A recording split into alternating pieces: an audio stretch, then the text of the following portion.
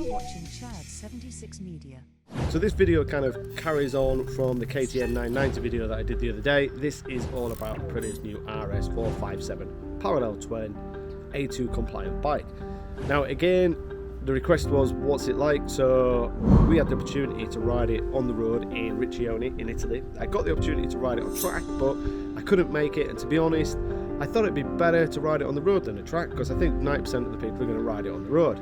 But when I saw all the track images and all the impressions of some other journos who rang me asking me where I was, it looked like quite a racy, elbow dragging, fun A2 bike, almost you could say RS457 from the old days.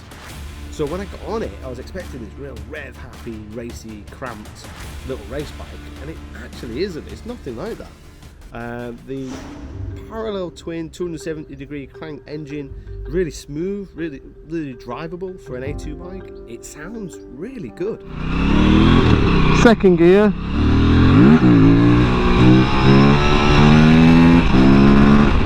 How easy is that? Not what I was expecting at all. Real drivable, real usable, nice and smooth around town, and then when you get out of town, it's got enough drive to make like overtakes safe. Like sometimes when you ride an A2 bike and you miscalculate where you think you're going to go for like say 3 cars and you want to actually pass 5, you haven't got that reserve. But this feels like it's got like a bit more grow and a bit more reserve. So it's 47 horsepower, 175 kg off the top of my head, which is right on the cusp of the A2 limit. So 47 horsepower, if you've got 47 horsepower, you need 175 kilograms. If the weight comes down, then you have to pull the power down. So they're on the kind of weight power balance, and it feels really strong. It feels really encouraging. The power is really good, and it's not scientific, but we found a closed bit of road and did a few wheelies, which isn't very scientific, but in second gear, little slip of the clutch and it wheelies. Little blip of the clutch, and it just pops up in second. Not first, not hammering it, just a little. It's just a little pop up. It's so easy. Which I can't remember an A2 bike doing that so easy. It just shows how much torque it's got, how much power it's got, and how short the wheelbase is, and how nice the fueling is. There's loads of factors that come into pulling a wheelie on a bike, but I do it quite often because it just shows how much power it's got. For example, on this bike, second gear, lower revs, straight up, which shows the strong drive and strong pull.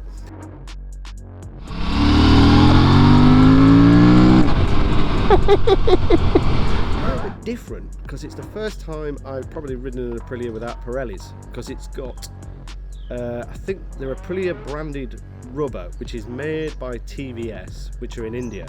Now originally I thought they were Chinese made tyres, but I was later then told they're Indian made tyres.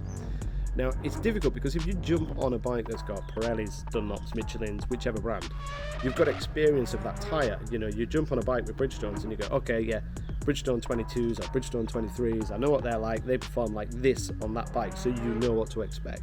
Same with Pirellis or any other. But when you ride a bike with a tyre you've never heard of or you've got no experience of, then you're a little bit tentative and a little bit apprehensive. And obviously this was the first road test of this bike, so I didn't want to crash it, it's not my bike.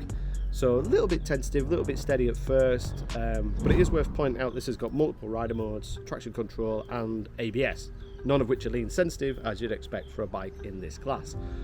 So as I say, once you leave town, once we leave Riccione, you get a nice flow, start to feel the tyres, start to trust the tyres, and then you start to get lean. And if I'd have been in race levels, it'd have been knee down on the road, no problem.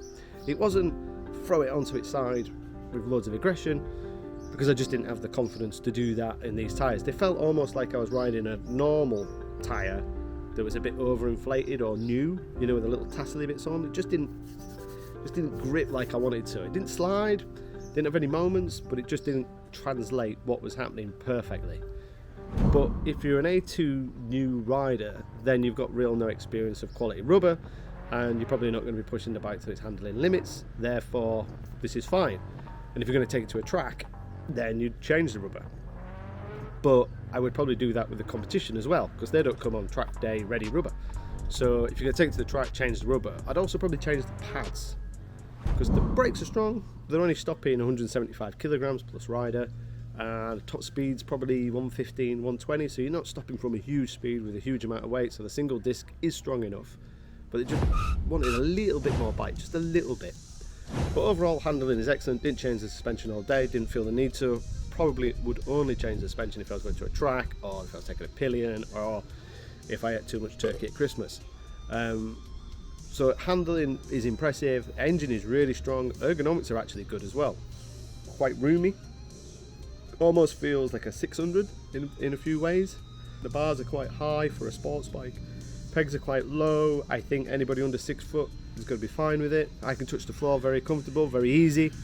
So overall, really strong bike, to the point where I would suggest it's probably the best A2 sports bike on the market. I'm not rid of the new Kawasaki 500 yet, so it's a little unfair of me to say that without riding all the competition, but is it better than the R3? Yeah. Is it better than the KTM 390?